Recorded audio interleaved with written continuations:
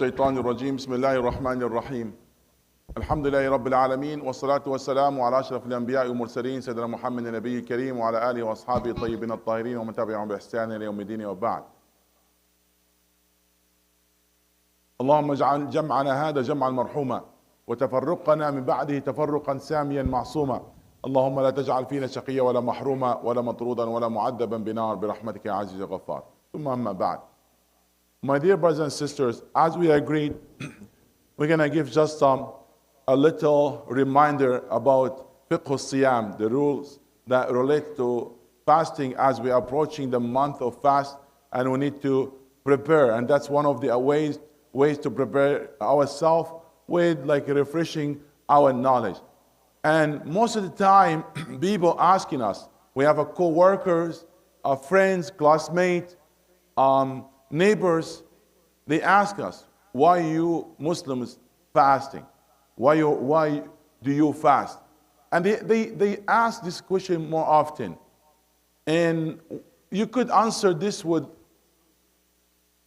different ways. However, I will suggest something very simple. So we are fasting to fast, F-A-S-T. So F stands for faith, A for attitude, S for self-control, T for tranquility. So we have four major points. So why we are fasting to fast. So F stands for faith. Because when you fast, that you increase your relationship between you and Allah subhanahu wa ta'ala. It's easily you could pretend that you are fasting and you go open the fridge and eat. What prevents you from doing that? Because you're knowing that Allah subhanahu wa ta'ala watching you. So you're increasing your relation with Allah subhanahu wa ta'ala. And that's why it was mentioned, وَأَمَّا الصَّوْمُ فَإِنَّهُ لِي وَأَنَا أَجْزِي بِهِ. So when the person will fast, will increase his relation with Allah subhanahu wa ta'ala, which is really important, and we have seen that one. When you are fasting, you have the ability to hide and do whatever you want. But what's preventing you from staying away from what is prohibited during the fasting? Because, in your heart, that you believe in Allah subhanahu wa ta'ala is with you. So by constant, practicing this, you build that great relation between you and Allah subhanahu wa ta'ala. So that's one thing. Second, we are fasting to fast. F stand for faith, A for attitude. You're gaining good attitude when you fast. You are not going to be selfish. You will start thinking of others. You develop empathy and sympathy. And at the same time, you are going to appreciate the blessing of Allah subhanahu wa ta'ala upon you. So it's very important that as a way of discipline, when you are fasting, you don't want to break your fast by looking to haram or doing something haram. So you are gaining good attitude. If somebody will try to make you angry, what you should say, according to Sunnah, inni sa'im, inni sa'im. You are not going to let that person to make you angry, but in the opposite, you try to control your anger. So you're gaining good attitude. So again, we are fasting to fast. F stand for faith. A for attitude. S for self-control and self-discipline. The long hours of fasting and day after day, that's a training course that will prepare you even for something better. And Allah subhanahu wa ta'ala asks you to stay away from what is halal during Ramadan. Just a halal drink and food. And when you are capable to stay away from what is halal. Now you are more capable to stay away from what is haram. Because what is halal, you stayed away from it. And you were able, by the end of the month, you find that it's something easy for you. So what you gain the self-control. And this is very important. When you are the one in control, you are going to be successful. But if you let your desires control you, that will take you astray. So again, we are fasting to fast. F stand for faith.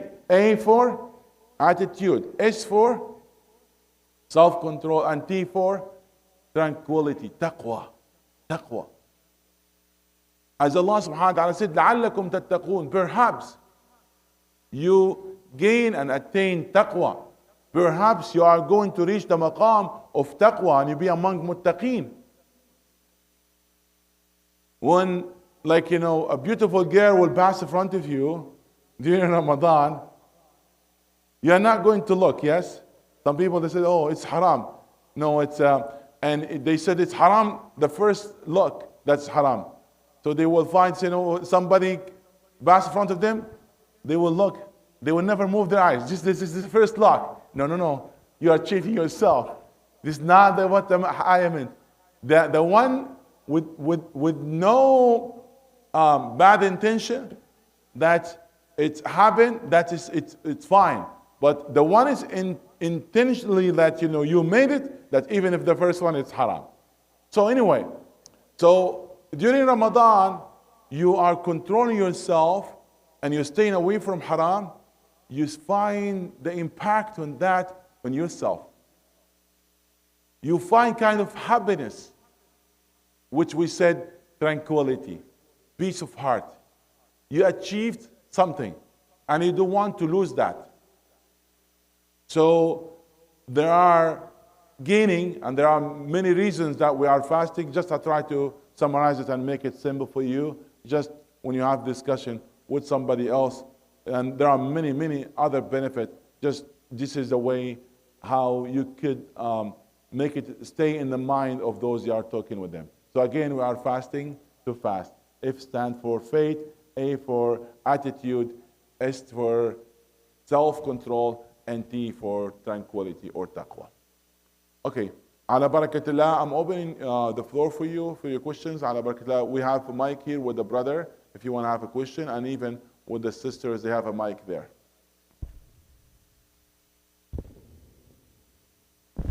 Assalamu alaikum. Brother Ali, go ahead. I take this opportunity to talk about when you were mentioning the knowledge, beautiful knowledge, yeah. But the Sahaba and the Prophet ﷺ, they talk a lot about akhlaq. So this is it hurts and touches us because most of us we need that. So just give us some explanation about the akhlaq, inshallah. So the brother talking about akhlaq, the scholars they said اجعل علمك ملحا وأخلاقك دقيقا. Now when you are making like whatever when you bake and you try to make a bread, for example, which one is more, the flour or the salt? The flour, yes. So they said the example of and the percentage and the ratio between the knowledge and akhlaq, like the ratio between the salt and the flour and the bread. So which one is more? The flour that representing the akhlaq.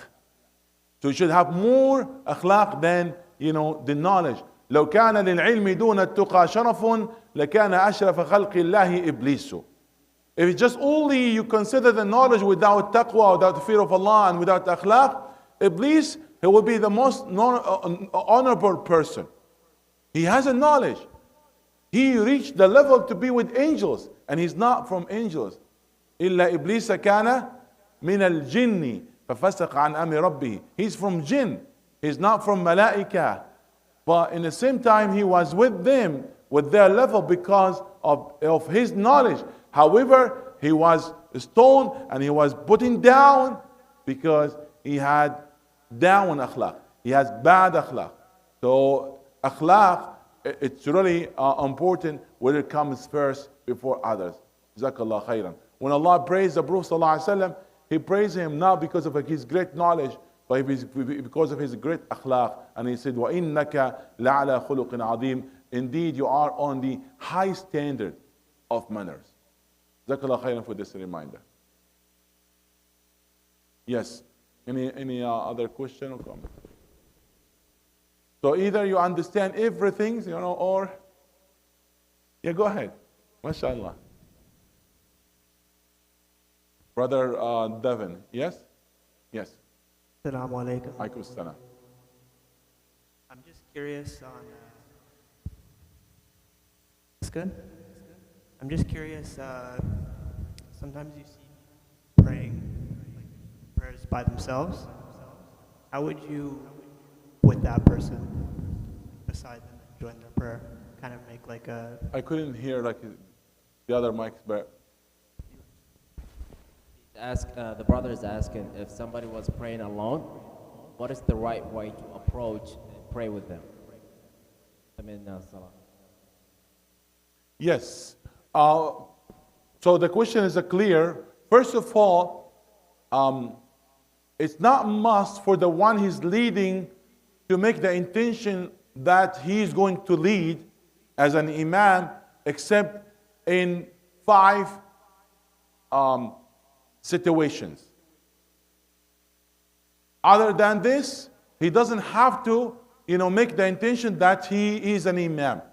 So even if you join somebody, he's praying, even without he's realizing that you are praying behind, it's still that count as jama'ah in this case, and it's not must for him to make, the intention. Now you might ask, where is this position when he has to make intention that he's an imam? Okay? الجمع والجمعة والخوف والاستخلاف جيمين وخاءين جمع والجمعة والخوف والاستخلاف. So there are 4 cases, and we're going to mention the 5th one. Al-Jama', when you combine in the prayer, that the person has to make the intention that he's an imam. Al-Jum'ah, in the Friday prayer, that he has to make the intention. Al-Khawf, Salat al-Khawf, the time of the war when they're praying, because that's a special way. And al-Istikhlaf, if somebody will make up the imam during the prayer if something happened and the imam left the prayer. If somebody will say, imam left the prayer for any reason, yeah, it could happen. Maybe he has any discharge, or he remembered that he has discharge, so he cannot continue. He has to leave, and somebody else has to continue. That person now has to make the intention. Okay, that's his leading. So there are 4 positions. And the 5th one, when the imam, the regular imam, praying alone. It's as if he's in jama'ah. So that's, the 5, position when he should make an intention that he's an imam and he's leading. Other than this, he doesn't have to make the intention. Now the second point, is it must that the intention of the imam that match with the intention of the one praying behind the imam? Not necessarily. Okay? According to Imam Abu Hanifa, it's must. According to Imam Al-Shafi'i, it's not must. So if you are considering that Imam Shafi'i opinion where he supported his opinion by different ahadith, then it's fine. One of those ahadith that Mu'adh ibn Jabal, he used to pray with the Prophet ﷺ, and then he will go to lead the salah with his locality. So the second salah that he prayed, what's his count? Sunnah for him, because he's already prayed with the Prophet ﷺ. He already offered the prayer. So he will lead them with the intention of sunnah, and they are praying behind him. So there are difference in intention in this case. And the Prophet ﷺ is aware of that. He is aware of that. Even one time he said, أَفَتَّانٌ أَنْتَ يَا مُعَاذ. When they complained about him, they said he's reciting long surahs. So he knew about that. And one time the Prophet ﷺ, he saw one of his companions coming, and they just finished the prayer, he said, who is going to give sadaqah for this person? He meant who is going to pray with him. So he advised him to pray. Well, already they prayed. So somebody will stand up to join him in his salah. So that would be fine. And to answer your quick question, that's one time the Prophet ﷺ was praying at night in the mosque. And Ibn Abbas entered the mosque and he thought there's a pillar not in its place. Because he saw the Prophet ﷺ in that masjid, praying, and because he was still and he was not moving for long, he thought that there is a pillar in there. When he came close by, he found the Prophet ﷺ praying. And he joined him. Okay? Even happened with Ibn Mas'ud and other Sahaba. But what's mentioned about Ibn Abbas, this is a good story. As he stood up on the left side, then the Prophet ﷺ, moved him by his hand and he put him in his right side. Okay? So that's, where he should stand. He should stand close to the one he's leading, not that far, on the right side of the imam. Does that answer the question, inshallah? Yes. Yes, we can.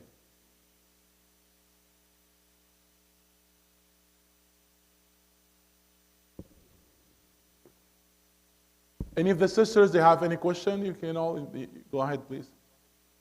There's a mic there on the shelf. Okay.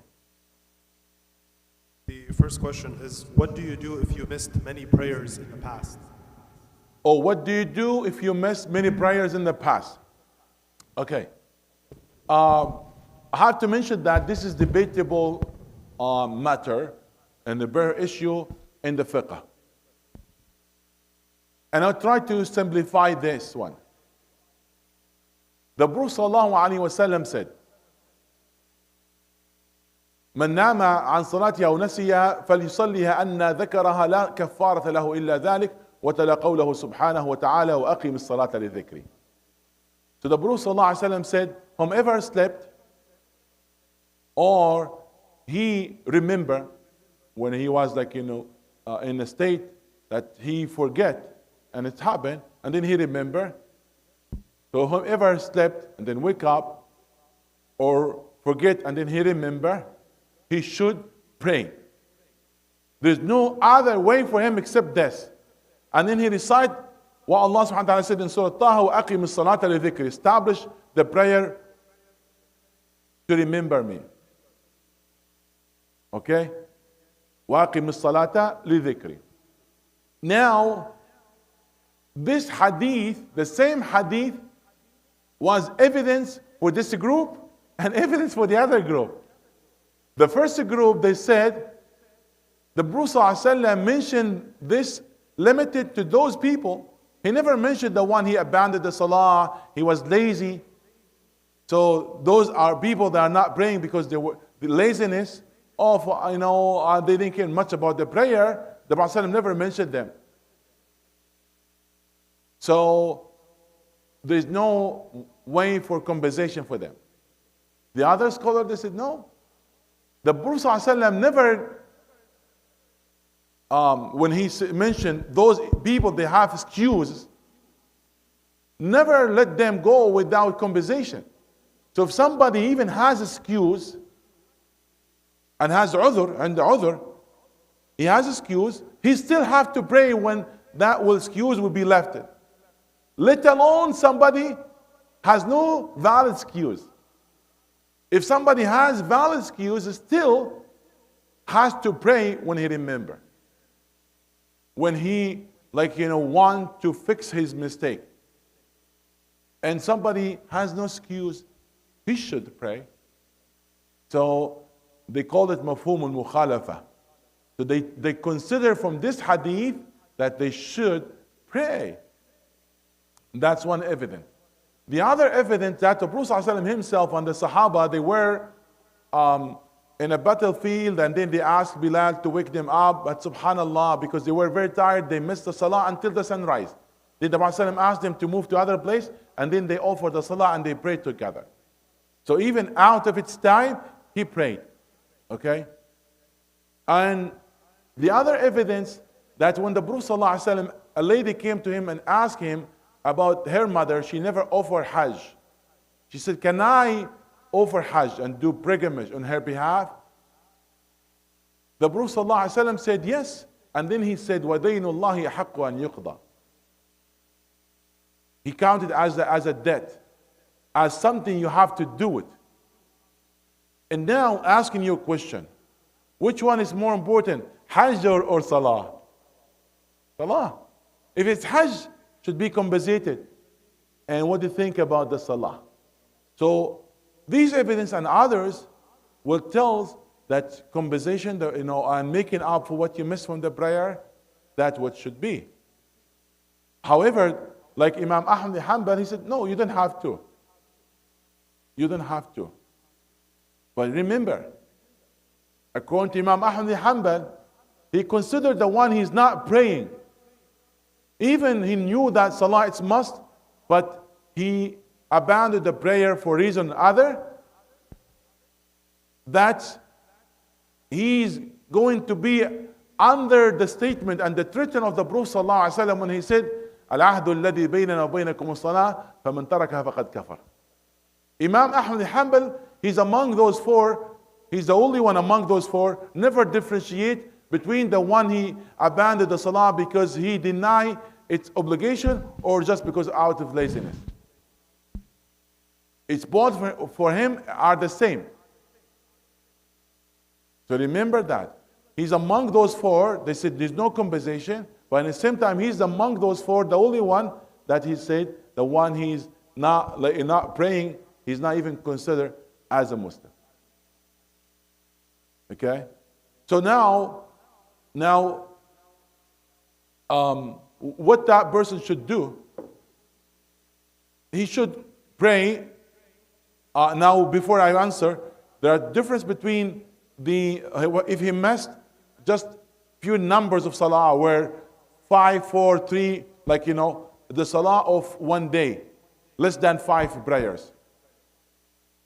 He should pray those ones before the present prayer, unless he was afraid the time of the present one, it might pass. So if somebody have not prayed Fajr and Dhuhr, and then at the time of Asr, he should pray Fajr and Dhuhr and then Asr, in that order. But if it's more than one day prayers, then he should make it easier for him. He prayed the present one and then figure out how we can make up the other one. He could do one prayer that he missed with one present prayer. It doesn't matter before or after, because it's already the time of that one is past. Because Imam Ahmad bin Hanbal considered he should do more nawafil, instead of he will think of what he missed from the prayers. Other Imams, no, he said, pray what he missed. At the end, he will pray. It's only what's a matter of the intention, yes? He will make in his heart that, it's one of the salawat he missed. I will say that would be, beside that it's supported with many evidence, it's safe here.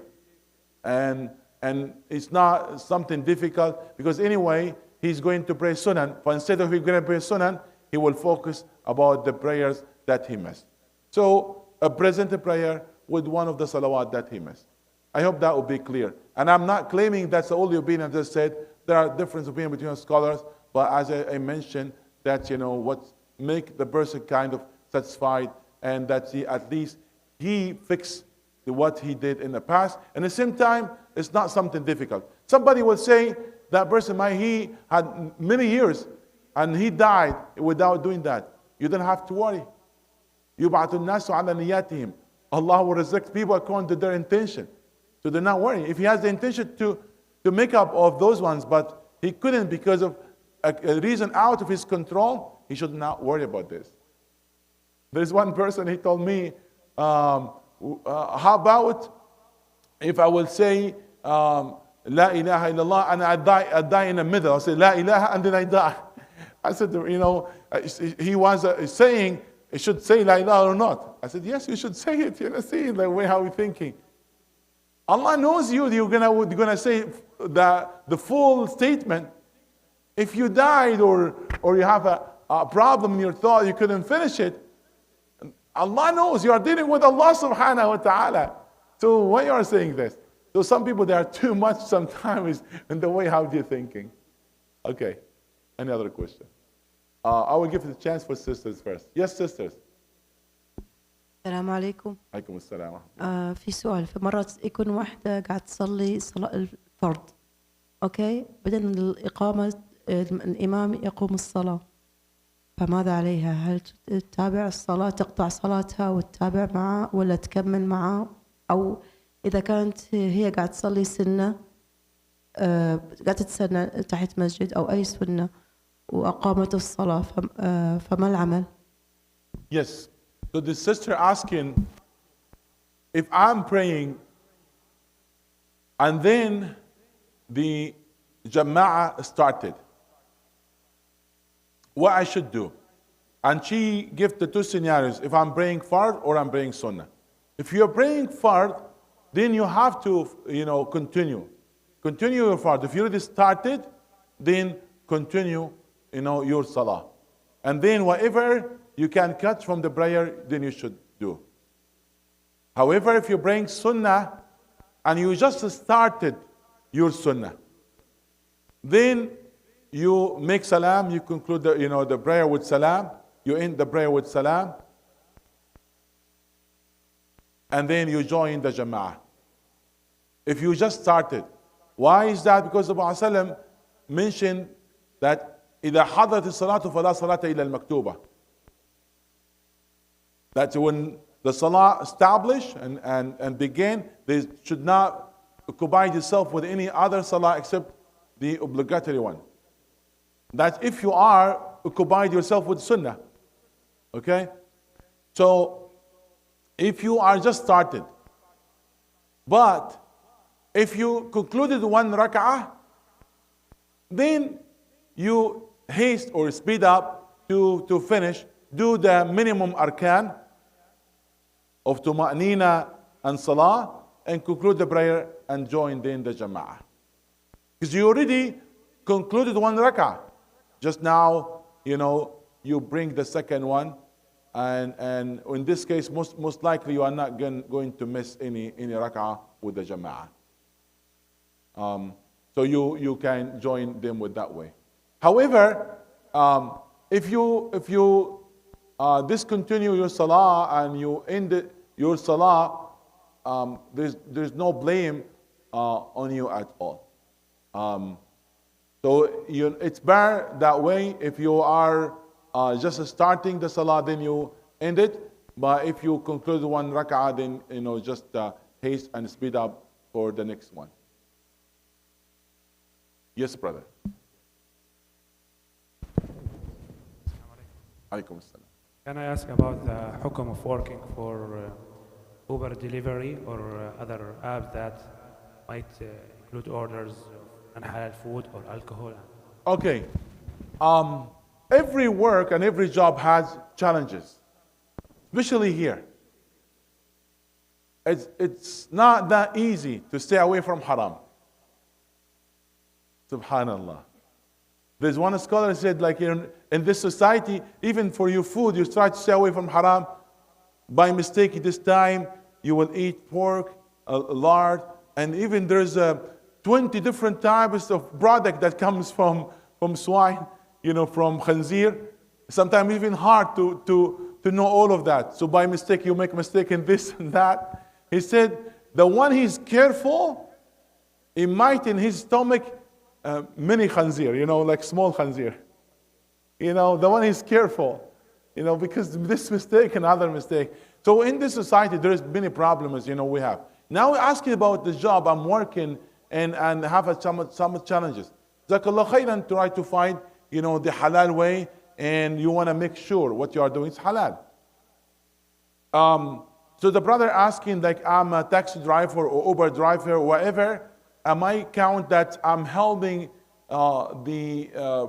that person when I'm delivering a non-halal food, or he's coming with me in my car and he's carrying non-halal food, then I count that I'm helping for munkar, as Allah subhanahu wa ta'ala said, وَتَعَاوَنُوا عَلَى الْبِرِّ وَالتَّقْوَى وَلَا تَعَاوَنُوا عَلَى الْإِثْمِ وَالْعُدْوَانِ. Is it right? Is it halal to do so? You don't have to worry about that, delivering non-halal food, or you are as overeat, or even over like in normal Uber, like he's coming with you bringing his halal and non-halal meat. All of that you don't have to worry about it. Why is that? الحرام لا يتعلق بذمتين. ذمته منفصلة عن ذمتك. So you're not going to be questioning about what he's doing. So you're not the one who's encouraging, the one not doing that. You are only delivering. You are only offering the right. So it has nothing to do what he bought, and nothing to do what even delivering. However, you are not allowed to deliver alcohol, because that's a clear text. You cannot deliver alcohol. Like non-zabiha meat, you deliver it or not, it doesn't matter. Okay? There's no hadith about this that is prohibited. You cannot do this. Like now, when you are closing the door of halal, people, they will go to haram. It's not the job of the scholar just to tell people, okay, this is haram, this close it this way. We cannot, claim with this. And actually, تحليل الحرام أشد من تحريم الحلال. To make what is halal is haram is worse than what to make what is haram is halal. As Allah subhanahu wa ta'ala said, قُلْ مَنْ حَرَّمَ زِينَةَ اللَّهِ الَّتِي أَخْرَجَ لِعِبَادِهِ وَالطَّيِّبَاتِ مِنَ الرِّزْقِ. So we have to be careful on this. Now, making it tight for people and saying you cannot deliver non-halal food, that's, you stop a job for thousands of Muslims, they work in a truck drivers. You are stop the one Muslims, they working in a cashier, on place, because they will help, they will touch it. They were working all like a retired stores, and there's no place they have no non-halal food, except maybe, even in some Muslims, restaurants or places, they will find some non-halal food, subhanallah, astaghfirullah. So, it's almost, you make it difficult for people to work in any of those jobs.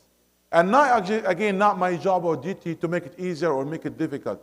But again, this is the way. There's no, any text or something that prohibited people of carrying what is, it's haram or something. I'll give you one hadith. Actually, yes, it's maybe even more than one hadith to understand that concept.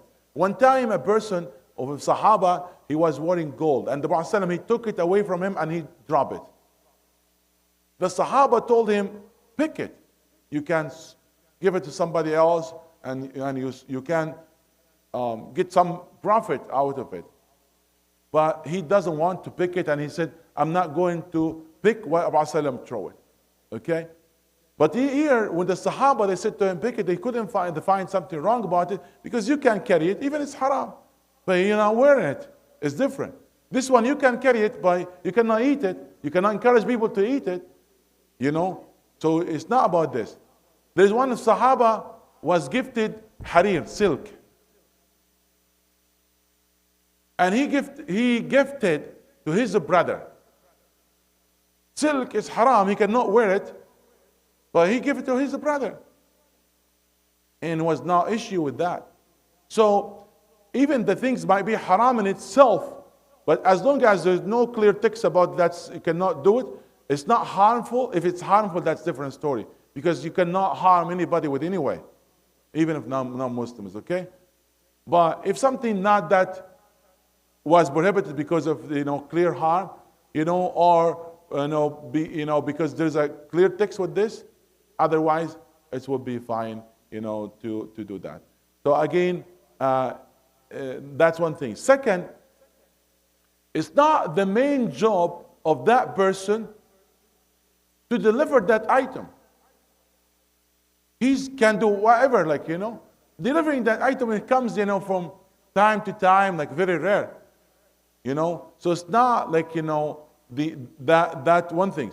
Also, it's not in his control as that's part of the job or duty to deliver.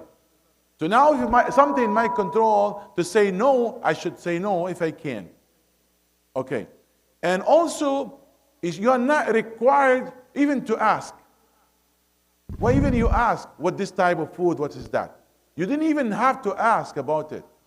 So Islamically, you don't have to ask. Even if you get to know and you have no control for that, will be no blame at you at all for this. And Allah Ta'ala a'la wa a'lam. Yes. Picks up passengers from bars and all that, and knows that the people are consuming alcohol, dropping them back home. What's the ruling in that? Okay. So if somebody that he's having alcohol in his body, and now you are helping with somehow that person, you're not considered that hamiluhu. You're not hamiluhu. You're not part of this. Hamiluhu, that should be talking about alcohol itself. Okay? So let's say whatever, like in Uber, you find somebody like he was drunk and he was on the side of the street. You want to help that person to avoid the traffic or whatever. You will carry it. There's nothing wrong with it. You have to. You know, either with your hand or with your car, doesn't matter. So the hamiluhu, that we talk about alcohol itself. It's not about, somebody who was drinking, alcohol. And as I said, sometimes it's hard for you even to know the destination where you are going. I think in some apps, you don't know. If you know in advance, you are going to pick somebody from a liquor store or, someone from that place, then I think, you should not accept that call and you cancel that ride. But if you have no control and you don't know, then it's a different story. Yes. If a lady is reading Quran, does she have to wear the hijab? And when she makes sujood al-tilawa, does she have to wear the hijab? Okay, there's then two questions. Is it must to wear hijab while I'm reading the Quran? Or is it must? If you are in your home and with your family, and and all maharim, you don't have to wear hijab, either recite the Quran or not. Okay, it's not a condition. It's not a condition. Now if somebody says, you know what, I feel different feeling, I feel more khushu'. If you choose that for yourself, that's fine. But is that condition? No, it's not a condition. That's for a lady that's reciting like for her own, and revising Quran or memorizing or whatever. She doesn't have to wear hijab in that time if she's like in her private, place. Now, for making sujood al-tilawa, she has to. Because sujood al-tilawa carry all the condition of salah. Sujood al-tilawa carry all the condition of salah. So you have to have wudu, you have to face the qibla, you have to have sutur al-awra. You have to have all the condition of salah. Okay? So, if salatul nafila. So, for istiqbal al-qibla, if you're able, then it's different. If you don't able or you are, riding, it's not must. As you know, istiqbal al-qibla, it's fine when you are on the animal. As Sallam, he was to bring sunnah on his animal, and that can direct any way. It doesn't have to be, in the qibla. But that's another story. But again, generally speaking, sujood al-tilawa, what's required for sujood al-tilawa? All the condition of regular salah. Even when the time of karaha, if the salah, the nafila, it's undesirable in a certain time, then will be the same for sujood al-tilawa. Okay? So sujood al-tilawa, it's different from sajdat al-shukr. To make sujood, thanking Allah subhanahu wa ta'ala, it does not require the same, condition of sajdat al-tilawa.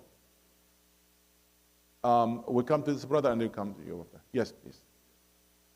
Assalamu alaikum. Assalamu alaikum. My question is connected to the question before that is related to halal or haram jobs. So what does the Sharia say for people who are working in a financial organization like banks and insurance companies? It's working for?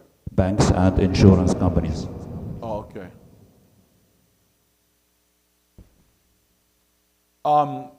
If somebody working on the insurance company, there are three kinds of insurance that are permissible, where all scholars agreed upon that.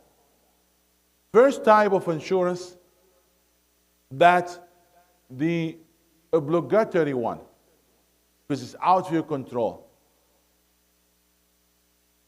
Like, the car insurance. The second one, the out of necessity.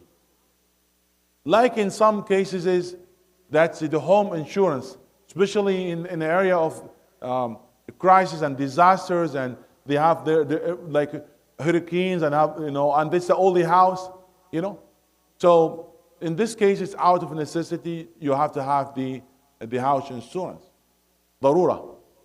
And the third one, التعاوني, that's a cooperative, where they have like a pool and everybody will give to that, and then when the time of crisis they give this one and the other one. That's one form of insurance.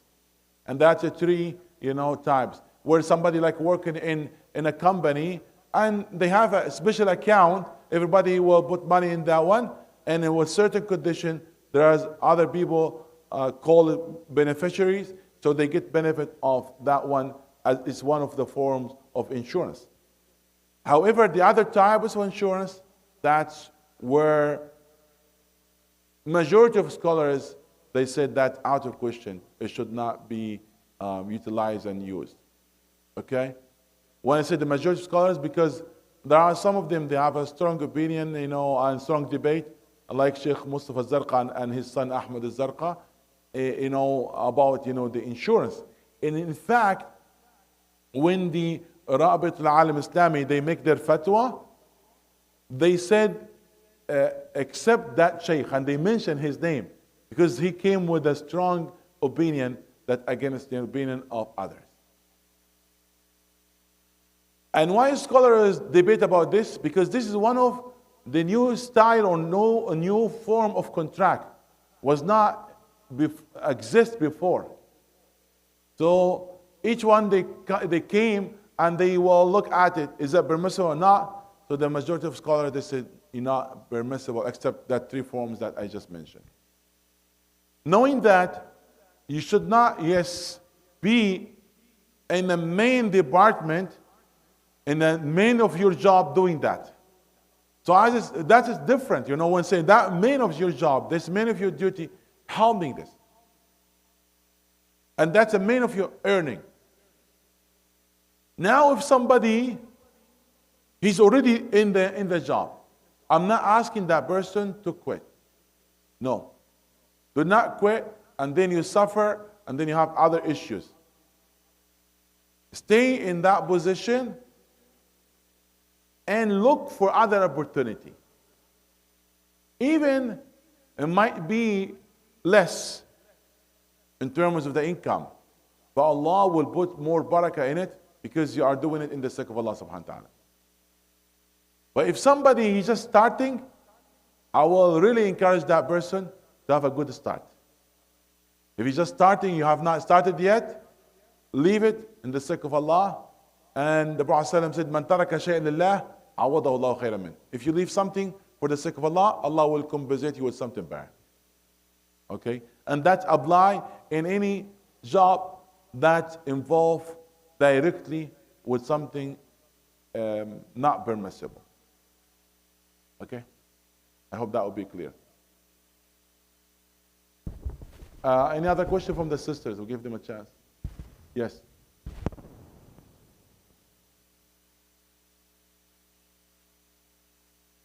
Yes, go ahead. بالحلقات مرات يكون عندنا يصير فرض الصلاة، أحد من الأطفال يعني نختار أنه يكون هو الإمام، فهل يجوز ولا ما يجوز؟ هل الصلاة مقبولة ولا ما مقبولة؟ وما هو الشرط انه يكون هو يعني lead us في الصلاة. يعني مرات احنا بالحلقات الخارجية يكون عندنا يصير الفرض، فمن الطلبة الموجودين يتم واحد فيهم يقيم الصلاة يصير كأنه إمام، فهل هذا مقبول؟ إمامة الصبي في النافلة جائزة ولا خلاف، أما إمامته في الفريضة فهنا على الخلاف. Okay. أيوه. So she's asking about the one he never reached the age of puberty, he's not baligh yet. Is that permissible to lead the salah? In terms of nafila, the sunnah prayer, like Taraweeh prayer, Qiyamul Layl, whatever, that's permissible according to the scholars. However, like leading Farida, that's where the major debate about scholars. And I would consider that avoiding that somebody never reached a bulugh to lead the Farida. Because if you know, that's a difference, there's major difference between scholars in this. Yes. Yes. Are you? Okay, and then after that, okay. Alaykum assalam wa rahmatullahi ta'ala wa barakatuh. If you, while you're doing wudu, if you suspect if you missed something, or if you did one little of step, what would you do? Would you restart, or would you redo the part that you suspect? Can you explain, give us an example? If you were to face, feel like you did 2 instead of 3. Okay. Or if you missed it completely, would you restart the entire wudu? Okay. وكره واحدة في الغسل إلا لعالم كداف النقل. In the wudu, that to limited your parts that you must to wash, if you limit it for 1, is that permissible? Yes, it is permissible. It's makruh. It's undesirable, except for somebody is knowledgeable. Okay. Why I'm saying that? Because it happened and it was mentioned in the hadith of the Prophet ﷺ that he did it once, where he did only 1 time of washing his face, 1 time of washing his arm, and 1 time he's washing his leg. And there's another hadith that he did it twice. And the common of his action, he used to do it 3 times. Okay. So what we understand from that, the standard from that, the farad part, it's 1 time. Because if it's the second one, it's farad, the Prophet will never limit it to 1 time. Okay? But we are saying that you should not do that and just limit it 1 time. Why is that? Because the common action of the Prophet, he will do it for 2 times or 3 times. Actually, 3 times, that's a common one. So that's a common action of the Prophet, he will do it 3 times. So that's why, that's one of the reasons. Second, when you limit it to 1 time, you are not that sure that you cover the whole part. You might even, by mistake, left like, lum'ah or a spot without the water that being covered or reached that part. So, limiting to 1, if you cover the whole part, that is valid. However, it's makruh, it's undesirable, except for the person of knowledge. وَكَرِهُ وَاحِدَةً فِي الْغَسْلِ إِلَّا لِعَالِمٍ كَدَافِ النَّقْلِ. Okay?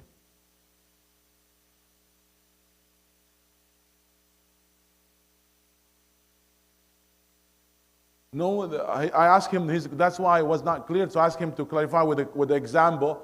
So if there's another part of your question, yeah, go ahead. Okay. Okay. First of all, we have to understand the difference between missing fard and missing sunnah.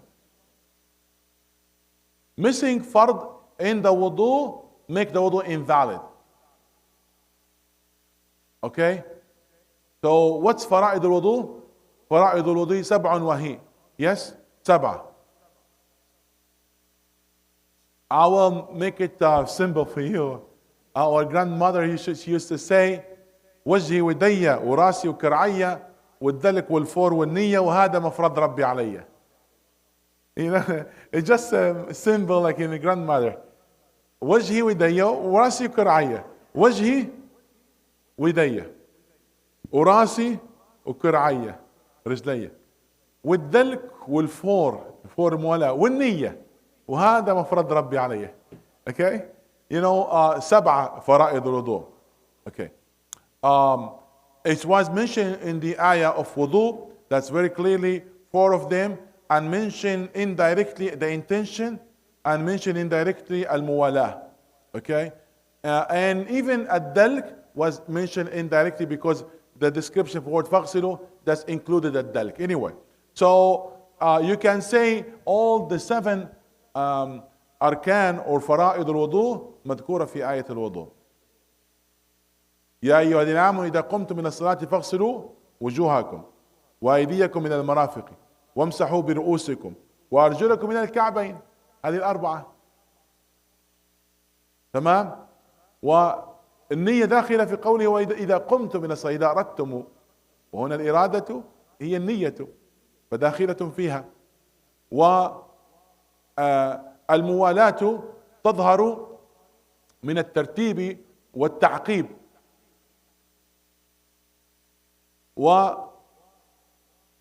وبالنسبة للدلك يظهر من معنى الغسل فاغسلوا، لأن الغسل ليس فقط صب الماء، صب الماء مع الدلك، والدلك هو إمرار العضو مع الماء. تمام. اوكي، امرار اليد على العضو مع الماء اثناء سكب الماء. على كل. So you have to differentiate between what is must and what is sunnah. If you miss what is must, that wudu is invalid. And if you miss what is sunnah, that you should make it for the other salah. Okay. Now, if I'm making wudu and I remember while I'm making wudu that I missed a part, then I will go back to that part and repeat what even after. Okay? But if I concluded the prayer, the wudu, and then I remember a spot or something that must has to do it, then I don't have to do the rest of it. I only do only that part. One time the Rasulullah, he saw lum'ah, a spot that was dry, and he figured that the water was not reached that one. And subhanallah, he squeezed some drops from his hair, that was, a little bit wet, and he covered that spot. So he did only that spot. He didn't redo the wudu. Okay? He didn't repeat it, but only he did that spot. I hope that will be clear.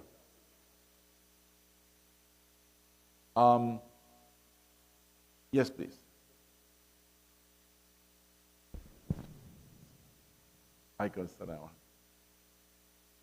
Is meditation haram, and how do you meditation without making? Sorry, can you hear me? Okay. No. Is meditation haram? Medication? Meditation. Meditation. Meditation. Yes. Like yoga and other things, yes? Okay. We have our own, which is our prayer. Because they missed that part. They didn't have it. So we do have it. It's one of the benefit of salah. That gives you sakina, tranquility and peace, and actually you are spending time that count as a time of hereafter. That's the secret time, you can say, the special time that's between you and Allah subhanahu wa ta'ala. So we didn't need, all other things. Now, if other practice that has a connection with other belief or other religion, then definitely should be avoided. Now for the Japanese practice from all of that and many other Asian, they somehow they link it with their religious practice. They link it somehow.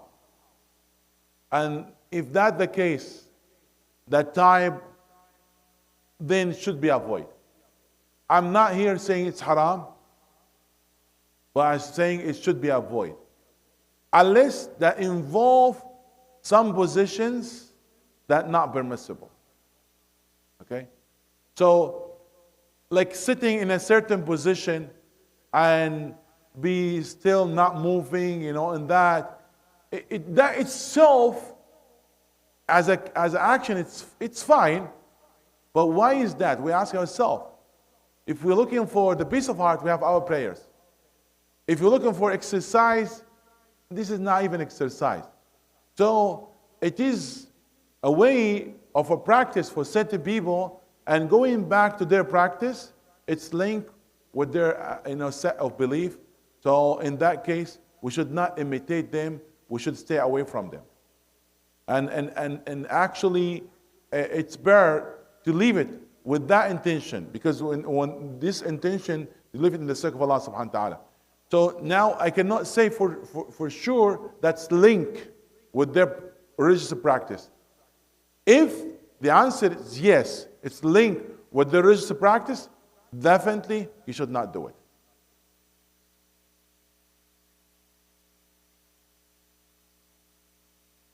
Yes.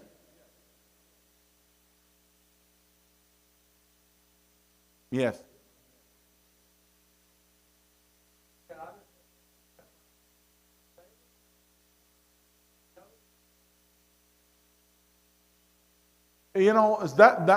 That's what we call the blind imitation. You follow without even understanding the movement, the saying. Sometimes you see even words, you don't know even what this word means. So we have to be careful. There are different types of exercise, as you said. They bow down, they make even prostration. So this should not be. Should not be. And if you are sending your kids, special practice of those kind of sport or exercises, if you notice something like this, then I think you should address it with wisdom and explain to them that we should not bow down to anybody except Allah subhanahu wa ta'ala. So most of the time people understand this. So I'm not saying stop practicing karate, for example. No. But that position, you said, what? Not permissible. I'm not going to do it. And stand for your faith.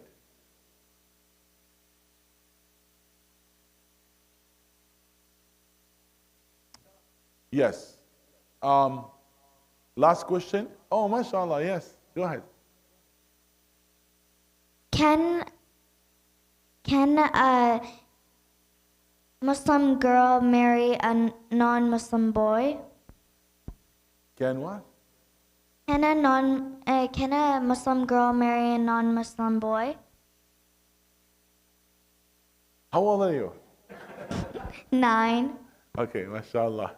Okay. So you're asking on behalf of somebody. Okay. Alhamdulillah. Okay. Okay. Can a Muslim girl marry non-Muslim boy? It's a good question. I never just expected that from somebody at your age to ask this, but it's a beautiful question. And might some people asking about this. They said, why there's no kind of fairness in Islam allow the man to marry like a non-Muslim of the people of Ahl Kitab, like Christian or Jewish? Why not the opposite? Why not the opposite? Like a Muslim lady can marry a Christian or Jewish, So this is like the argument they would say. First of all, when you come to those regulations and those rules, we should say, first of all, we heard and we obey. سمعنا وأطعنا. We are not practicing out of our own. We are not the one create the law. This is Allah's law, so Allah is the one who's made it. Allah has the great wisdom. So this is something we have to tell ourselves first. And we have to accept whatever that Allah subhanahu wa ta'ala told us. This is very important point as a way of discipline. Otherwise, if we argue with the command of Allah subhanahu wa ta'ala, that will lead us astray. So we have to be careful about this. Why is that? Because all commands of Allah subhanahu wa ta'ala, that was a sign for a reason. And there are many wisdoms behind all of that. Why you should do this, why you should not. Sometimes we know the wisdom, sometimes we didn't know. But we believe there are wisdom in this. Let's say, like, you were at that age 9 or 10, and then your father told you to do something. You might not comprehend or understand why is your father telling you to do that. But you still listen to your father or not. You still respect the wisdom of your father, especially if he's a good man. You're not going to tell him, I'm not going to do it until you tell me why. That's rude. You cannot do that with your father that you love and you trust. Especially you're still that young, and he's older than you, has more experience than you, has the knowledge. So you cannot say, I'm not going to do it until I understand why. No, we should still practice regardless. Now, asking about the wisdom, why is that? That could be different answers and different ways. هنا في موانع شرعية. And I will tell you why that allow that a man to marry like a Christian lady or Jewish. The man that he has a full respect for Musa and Isa. If he's Muslim, he has a full respect for Musa and Isa. Is that right? So he will never curse Musa or Isa. And he will stand firmly to protect their honor. So he will not be a source of a humiliation for his partner, his wife, and not going to be the source for any kind of abuse. Because one of the worst type of abuse, the spiritual abuse, and they abuse the feeling of the person. Is that right? To abuse the feeling of the person, that's not allowed. And by the way, who's the first one make compensation when the feeling of the person being attacked? Compensation for the abuse of the emotion abuse. The emotion abuse, who's the first one made a compensation for that? To give the right for the one emotionally being abused. You know who is that? Who's the first one did it? Our beloved Muhammad sallallahu alaihi wasallam. When Sayyidina Umar scared that man and he said, I'm going to kill you, when he came to the Prophet asking for his death before the due time, when he scared him, the Prophet asked him to return back to him his debt and give him extra. He said, Jaza'a ma rawa'ta, because you scared him, O Umar. So he gave compensation when somebody hurt the other person emotion. So he made a compensation for the emotion abuse. So now Islam against any kind of abuse. Usually the man in the family, he has more power because of his strength, and he uses his muscles and he uses his word. Even nowadays, like we see that more abuse comes from his side. So if he marry her, that she has a belief than different him, he will never put her in that situation to abuse her religion. However, if the opposite, no guarantee that he will curse Muhammad. He didn't believe in Muhammad. He didn't respect Muhammad sallallahu alaihi wasallam. If he's a Christian or Jewish, There's no guarantee he will do that. And she will be under that oppression. And Islam, it doesn't want the Muslim to be humiliated, and his religion will be accused, and he will be abused without standing for his faith.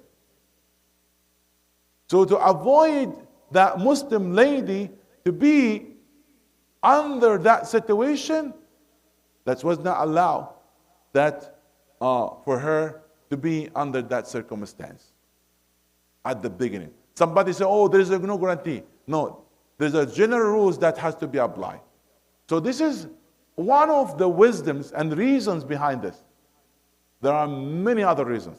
And I think this is by itself is enough. You get my point?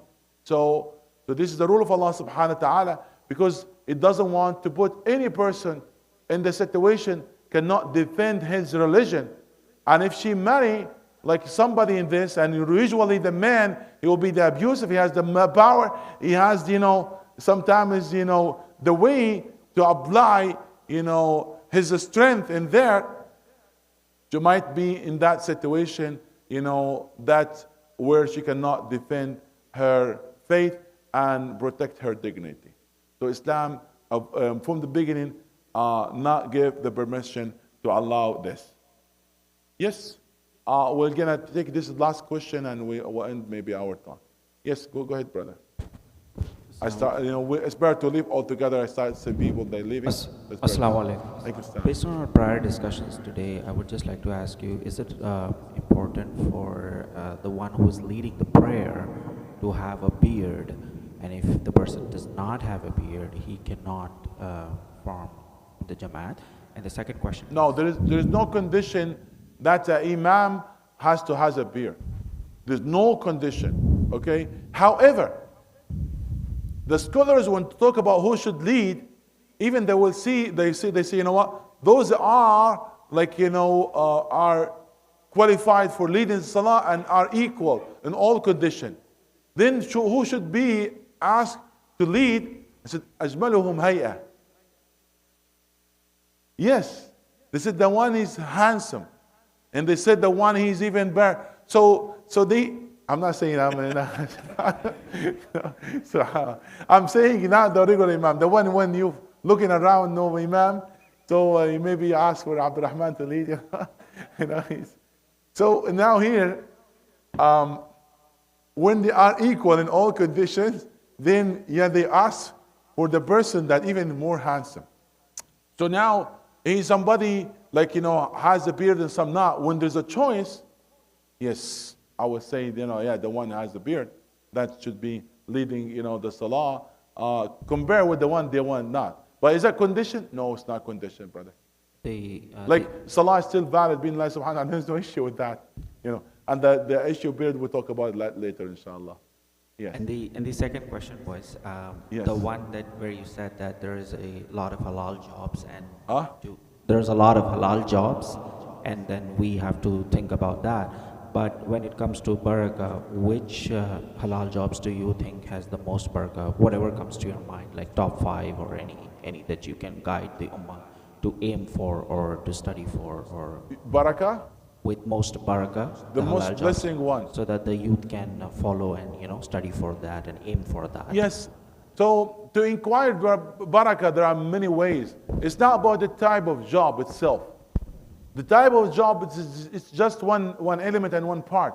But there are many other things. Inshallah, maybe that will be a long discussion and topic that we can cover this, how you inquire the barakah and the blessing of Allah subhanahu wa ta'ala.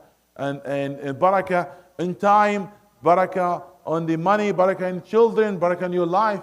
So it is an important topic. We can talk about it later, inshallah. This is the last question. We said, I saw him raising his hand. Yeah, go ahead, please.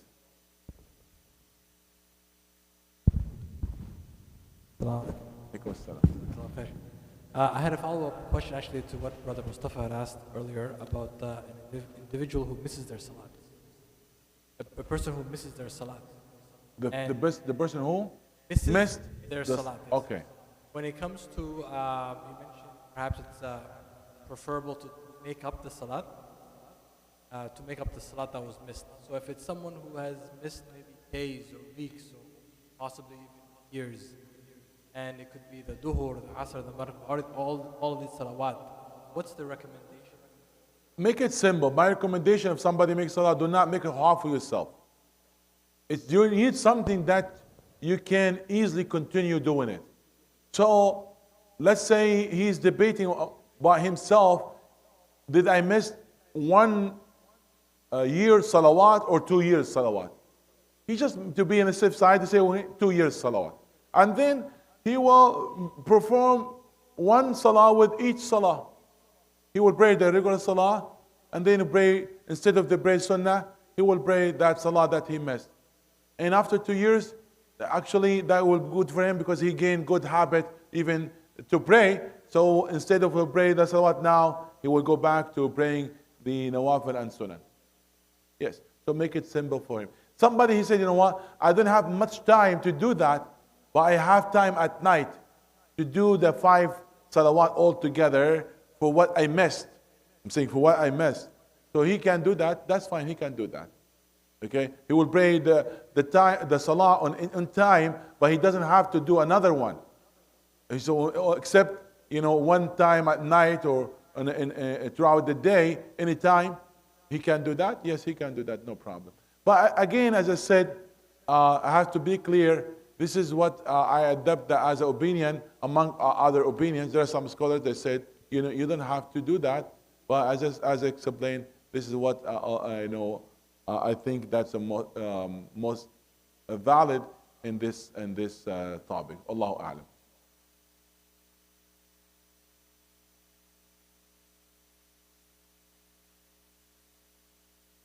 Was that? Of course.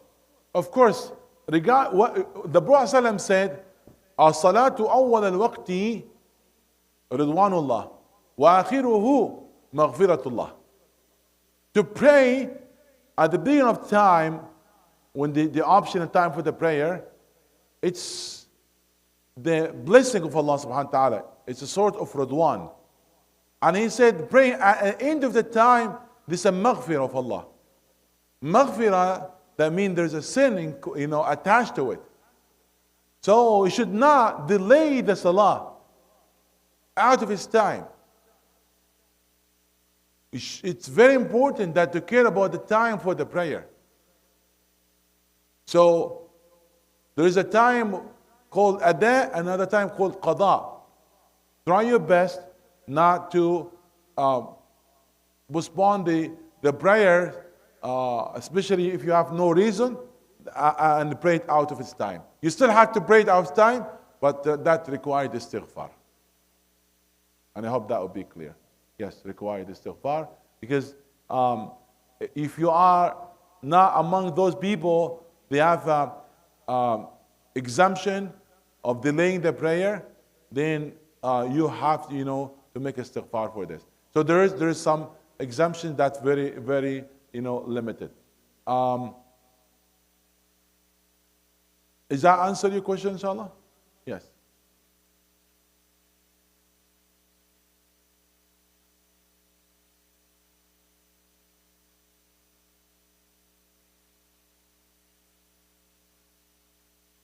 Not only Imam Malik, even Imam Hanifa and other Imams, yes. Okay.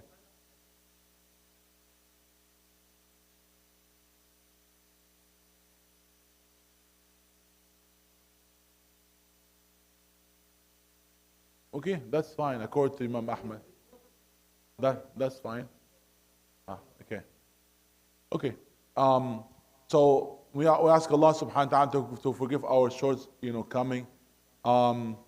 We are sinful, and without the mercy of Allah subhanahu wa ta'ala, we are going to be shameful at that day. May Allah subhanahu wa ta'ala protect us, and may Allah forgive us, and may Allah subhanahu wa ta'ala give us the best of understanding. Allahumma ij'alna mimman yastami'una al-qawla fayattabi'una ahsana. أولئك الذين هداهم الله وأولئك هم أولو الألباب. اللهم علمنا ما جهلنا وذكرنا ما نسينا وفقهنا في ديننا واجعلنا من عبادك الصالحين. اللهم إنا نسألك رضاك والجنة ونعوذ بك من سخطك والنار. آمين آمين آمين. وآخر دعوانا الحمد لله رب العالمين. سبحانك اللهم بحمدك أشهد أن لا إله إلا أنت أستغفرك وأتوب إليك.